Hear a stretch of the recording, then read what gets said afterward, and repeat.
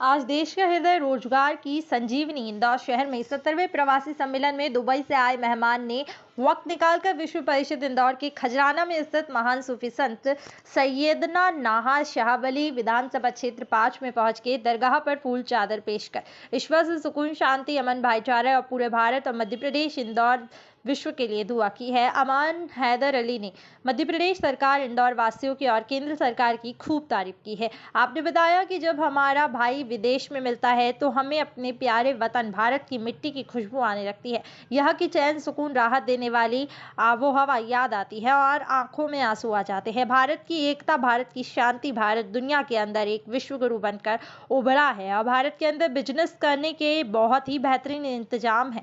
मध्य प्रदेश की सरकार और केंद्र सरकार को हम धन्यवाद देते हैं। उन्होंने हमें भारत आने का न्योता दिया, हमारा स्वागत किया, हमारा अभिनंदन किया, इसलिए हम सभी को धन्यवाद देते हैं। ज्ञात हो कि मध्य प्रदेश के इंदौर में विदेश से आए हुए मेहमानों के लिए, उनकी देखरेख करने के लिए, उनकी सेवा करने के लिए दिन रात एक कर रहे हैं और पूरे इंदौर को दुल्हन की तरह जिस तरीके से दीपावली पर पूरा भारत रोशनी से, साफ सफाई से जगमगा जाता है, ऐसा ही आज प्रवासी सम्मेलन को सजाने के लिए, संवारने के लिए, इसको सफल बनाने के लिए प्रदेश सरकार, केंद्र सरकार, इंदौर वालों ने जो मेहनत की है वह काबिले तारीफ है। ज्ञात हो सम्मेलन में देश के प्रधानमंत्री मोदी भी, देश के राष्ट्रपति, विदेशों से कई वीआईपी और कई बिजनेसमैन ने आकर शामिल होकर इस सम्मेलन में अपनी जबरदस्त भूमिका निभाई, जिससे कि मध्य प्रदेश में और देश में अब रोजगार के नए नए रास्ते खुलेंगे। और इसीलिए प्रदेश के मुख्यमंत्री चौहान ने लगातार रैलियां की है और इंदौर में लगातार शतक संपर्क बनाए रखा है,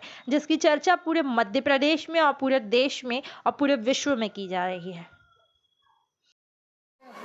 सर, प्रवासी भारतीय सम्मेलन में आप तशरीफ लाए, किस तरह के तासुरात हैं और क्या लेकर जा रहे हैं?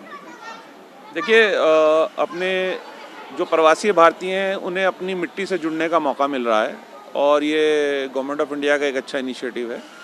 तो यहाँ से हिंदुस्तान की मोहब्बतें और मिट्टी की खुशबू फिर एक बार साथ ले जा रहे हैं और कोशिश करेंगे कि हिंदुस्तान का परचम हमेशा प्रदेशों में ऊंचा रहे, हर जगह ऊंचा रहे और हिंदुस्तान फले फूले, अमन, चैन, सुकून, प्यार, मोहब्बत कायम रहे और हिंदुस्तान की मिट्टी इसी तरह से मोहब्बतें की खुशबू फैलाती रहे। सर, मध्य प्रदेश को हिंदुस्तान का दिल कहा जाता है और आप दिल के करीब और मेहमान नवाजी में क्या कहेंगे इसको लेकर? देखिए, मेहमान नवाजी का तो कोई जवाब ही नहीं है, कोई मिसाल ही नहीं है। मुख्यमंत्री जी ने कहा कि हमारा दिल बहुत बड़ा है। मैं कहता हूं कि दिल बहुत बड़ा नहीं है, दिल वाकई बहुत ज़्यादा बड़ा है। जिस तरह से इंदौर ने मेहमान नवाजी का हक़ अदा किया है, जिस तरह से इंदौर के लोगों ने प्रवासी भारतीयों के लिए अपने घरों के दरवाजे खोल दिए हैं, इससे बड़ी मोहब्बत और क्या देखने को मिलेगी।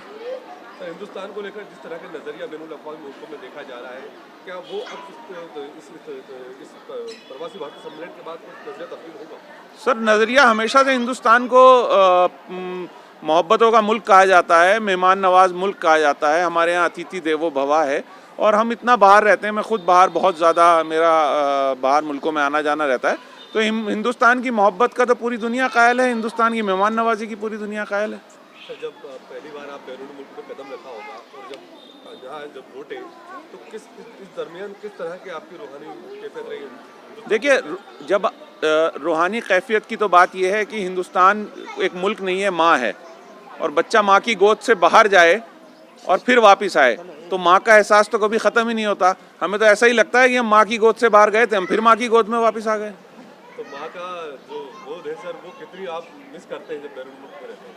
24 घंटे मिस करते हैं, हर वक्त मिस। आपसे वहाँ मुलाकात करता है तो किस तरह से आप उनसे मिलते हैं या उनसे अपने देश के या मुल्क के बारे में जानने की ख्वाहिश होती है? देखिए, मैं एक शेर सुना देता हूँ आपको अपना कि यूँ जो परदेश में अपनों से मुलाकात हुई, यूँ जो परदेश में अपनों से मुलाकात हुई, घर की बहुत देर तलक बात हुई, घर की बहुत देर तलक बात हुई और देर तक होती रही गाँव की बातें हैदर, देर तक होती रही गाँव की बातें हैदर, जाने कब दिन ढला कब शाम हुई रात हुई। तो इससे आप समझ पाएंगे अदब अगर जानते हैं कि हिंदुस्तानी जब हिंदुस्तानी से बाहर मिलता है तो जैसे एक बिछड़ा हुआ भाई दूसरे भाई से मिलता है और उसके बाद बैठ के वो घर की बात करता है, ऐसे ही हम अपने मुल्क की बात करते हैं। तो इस हैदर को, इस हिंदुस्तान की सरजमीन को लेकर अब क्या आगे प्रोग्राम रहेगा? मैं अभी तो चला जाऊंगा वापस, लेकिन मैं